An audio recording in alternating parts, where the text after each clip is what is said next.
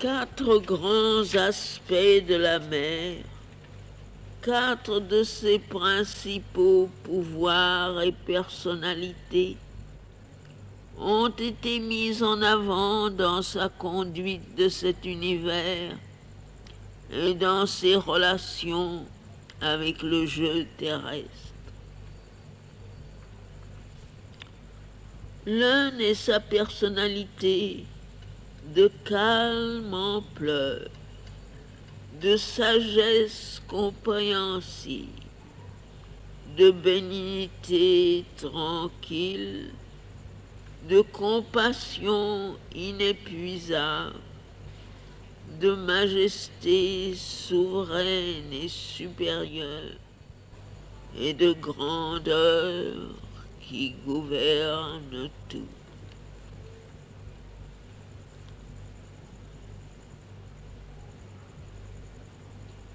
Un autre personnifie son pouvoir de splendide énergie et d'irrésistible passion, sa disposition guerrière, sa volonté écrasante, sa promptitude impétueuse et sa force qui secoue le monde. La troisième est ardent et doux. Le troisième est ardent, doux et merveilleux dans le profond secret de sa beauté, de son harmonie et de son rythme délicat, dans son opulence complexe et subtile, son attrait irrésistible et sa grâce captivante. Le quatrième est pourvu de sa secrète et pénétrante capacité de connaissance intime, de travail soigneux et sans défaut, et de perfection tranquille et paisible en toutes choses. Sagesse, énergie, harmonie, perfection sont leurs divers attributs, et ce sont ces pouvoirs qu'ils apportent avec eux dans le monde,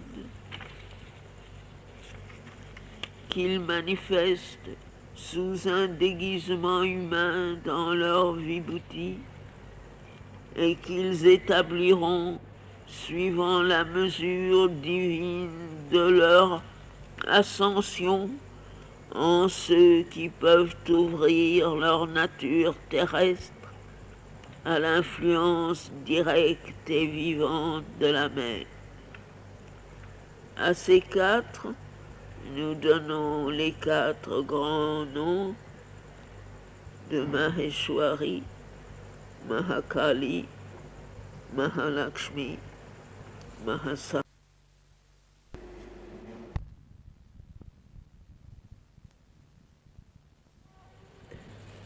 Les quatre pouvoirs de la mer sont quatre parmi ses prédominantes personnalités, parties et personnifications de sa divinité, à travers lesquelles elle agit sur ses créatures, met en ordre et harmonise ses créations dans les mondes et dirige la manifestation de ses milliers de forces.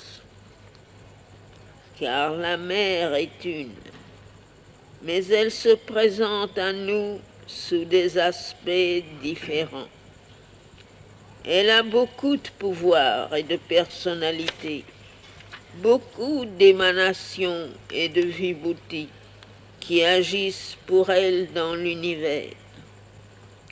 Celle que nous adorons comme la mer est la conscience force divine qui domine toute existence, unique et pourtant si multiple qu'il est impossible de suivre ses mouvements même pour l'esprit le plus prompt et pour la plus libre et la plus vaste intelligence. La mer est la conscience et la force du suprême, et elle est bien au-dessus de toutes ses créations. Mais quelque chose de ses voix peut être vu et senti à travers ses personnifications, d'autant plus perceptible que sont plus définis et limités le tempérament et l'action des formes de déesses dans lesquelles elles consentent à se manifester à ses créatures.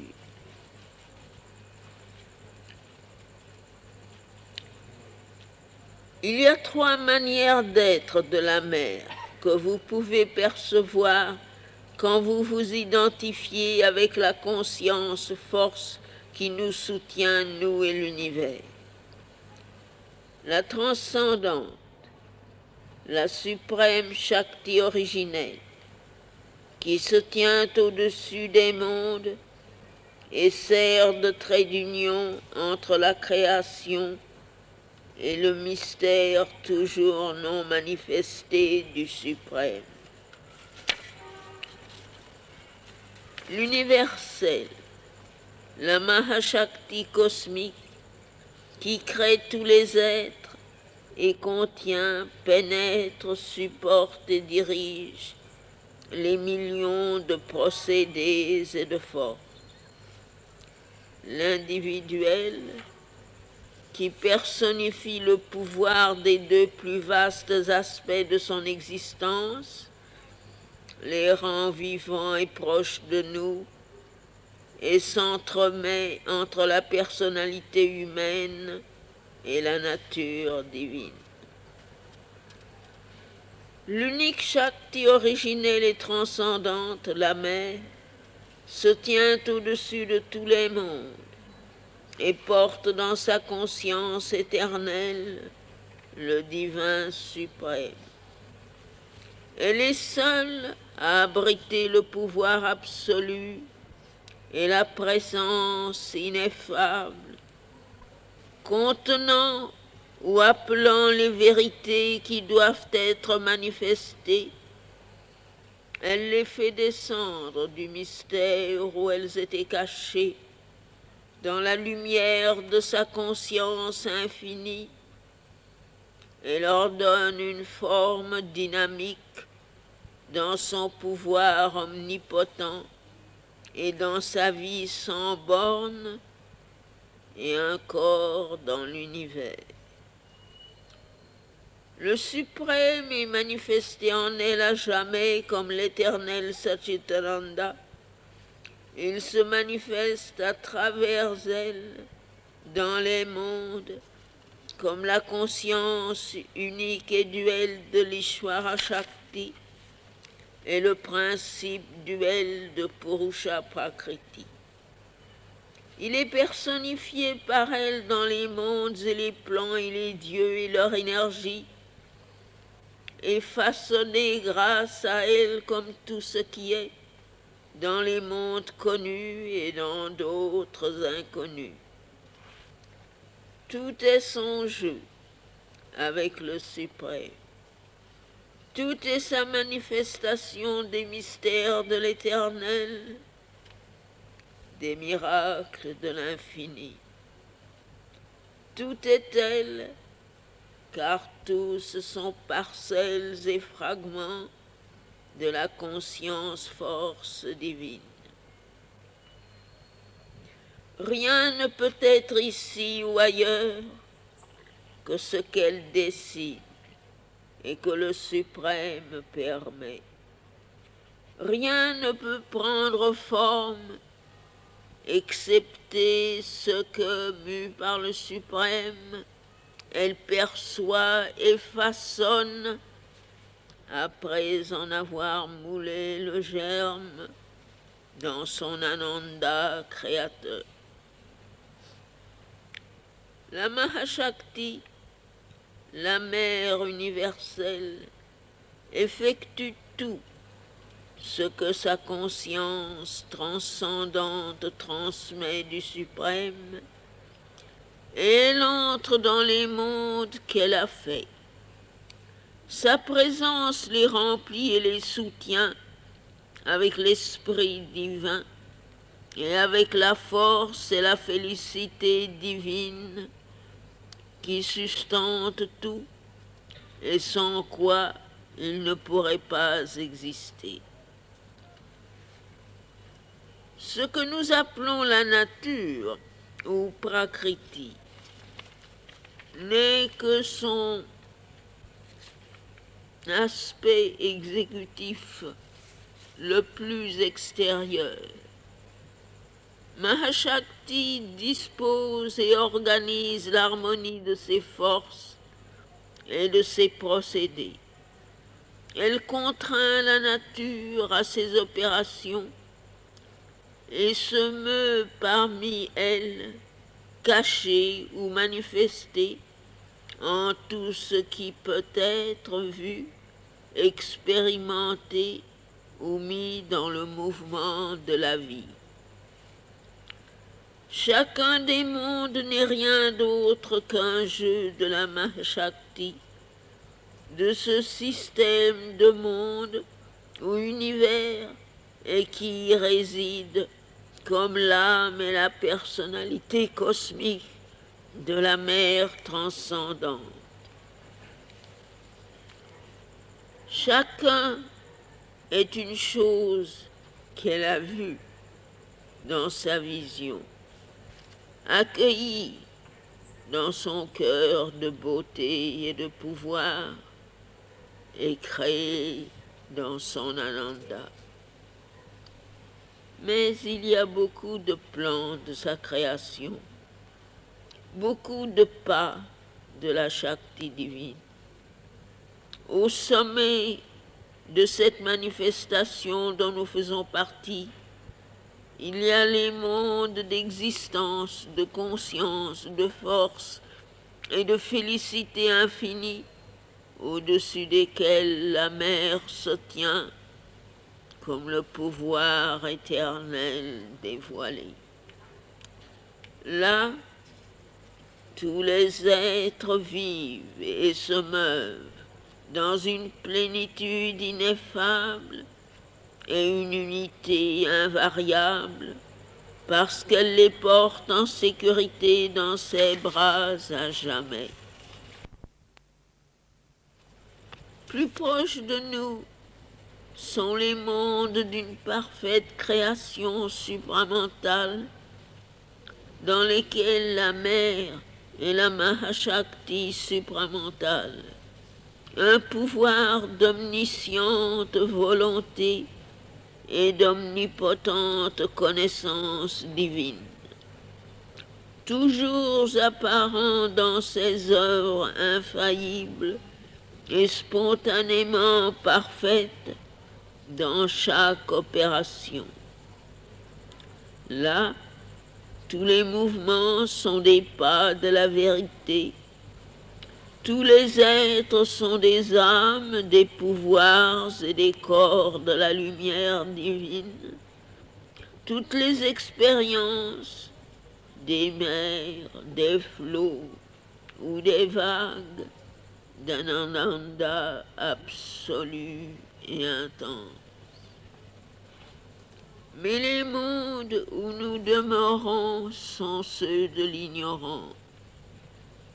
Les mondes du mental, de la vie et du corps, séparés de leur source, dans leur conscience, et dont la Terre est un centre significatif et son évolution un mouvement décisif. Tout ceci aussi, avec son obscurité, ses luttes et ses imperfections, est supporté par la mère universelle. Ceci aussi est mu et conduit vers son but caché par la Mahashakti. La mère en tant que Mahashakti de ce triple monde de l'ignorance, se tient dans un plan intermédiaire entre la lumière supramentale, la vie de vérité, la création de vérité qui doit être amenée ici-bas, et cette hiérarchie montante et descendante des plans de conscience qui, comme une échelle double, s'enfonce dans l'ignorance de la matière et escalade à nouveau l'infinité de l'esprit à travers l'épanouissement de la vie, de l'âme et de l'intellect.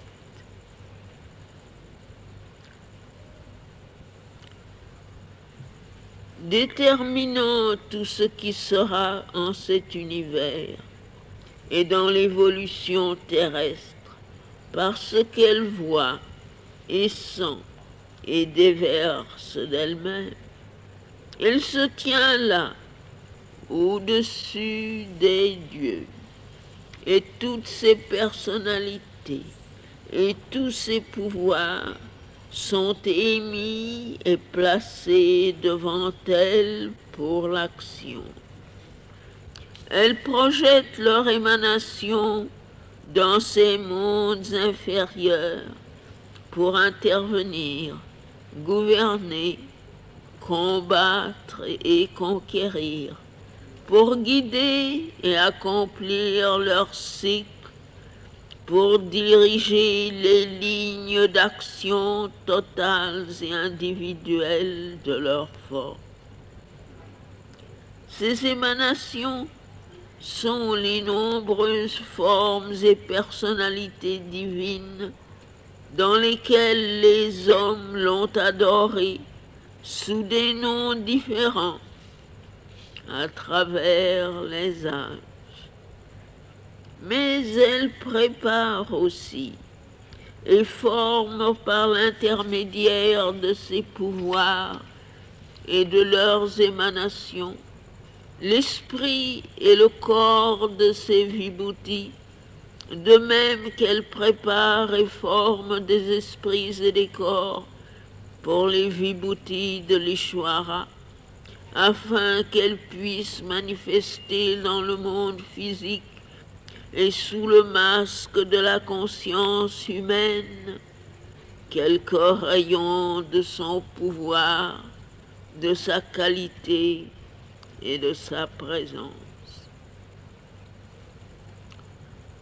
Toutes les scènes du jeu terrestre ont été, comme dans un drame, organisées, conçues et jouées pour elle, avec les dieux cosmiques comme auxiliaires et elle-même comme un acteur voilé.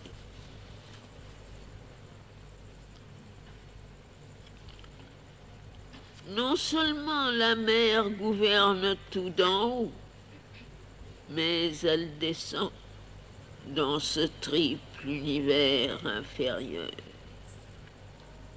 D'une manière impersonnelle, toutes choses ici-bas, même les mouvements de l'ignorance, sont elles-mêmes en un pouvoir voilé, sont ces créations dans une substance amoindrie, sont le corps et la force de sa nature. Et elles existent parce que, mues par le fiat mystérieux du suprême, afin d'exécuter quelque chose qui était là-haut parmi les possibilités de l'infini, elle a consenti au grand sacrifice et a revêtu comme un masque l'âme et les formes de l'ignorance. Mais d'une manière personnelle aussi, elle a daigné descendre ici-bas dans l'obscurité afin de pouvoir la conduire à la lumière, dans le mensonge et l'erreur, afin de les convertir à la vérité, dans cette mort, afin de la changer en une vie divinisée. Dans la douleur du monde, sa souffrance et son chagrin obstiné, pour y mettre fin par l'extase transformante de son sublime Ananda. Dans son profond et grand amour pour ses enfants, elle a consenti à revêtir le manteau de cette obscurité, condescendue à subir les attaques et les influences torturantes des pouvoirs de ténèbres et de mensonges, supporter de traverser le portail de cette naissance qui est une mort, pris sur elle les angoisses, les chagrins et les souffrances de la créature, car il semblait qu'ainsi seulement la création pouvait être élevée jusqu'à la lumière, la joie et la vérité, jusqu'à la vie éternelle. C'est le grand sacrifice du Purusha, mais bien plus profondément, l'holocauste de Prakriti, le sacrifice de la mère divine. 4 grands aspects de la mère, 4 de ses principaux pouvoirs et personnalités ont été mis en avant dans sa conduite de cet univers et dans ses relations avec le jeu terrestre. L'un est sa personnalité de calme ampleur, de sagesse compréhensive, de bénignité tranquille, de compassion inépuisable, de majesté souveraine et supérieure, et de grandeur qui gouverne tout.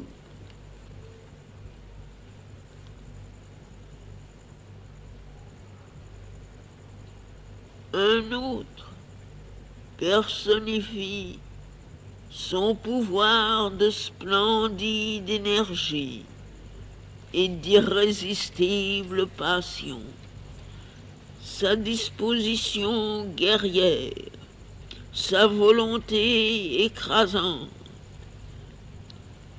sa promptitude impétueuse et sa force qui secoue le monde.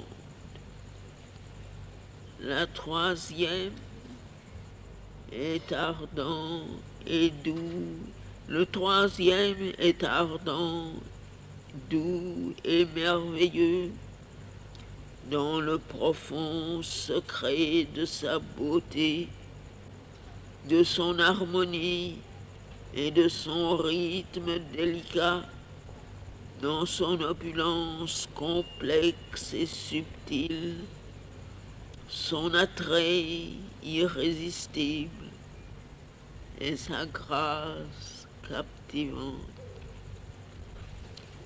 Le quatrième est pourvu de sa secrète et pénétrante capacité de connaissance intime, de travail soigneux et sans défaut, et de perfection tranquille et paisible en toutes choses.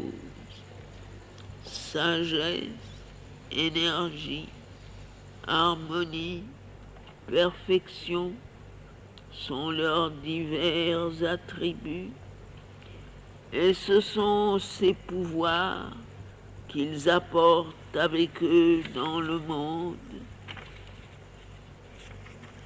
qu'ils manifestent sous un déguisement humain dans leur vibhuti, et qu'ils établiront suivant la mesure divine de leur ascension en ceux qui peuvent ouvrir leur nature terrestre à l'influence directe et vivante de la mer. À ces quatre, nous donnons les quatre grands noms de Maheshwari, Mahakali, Mahalakshmi, Mahasaraswati.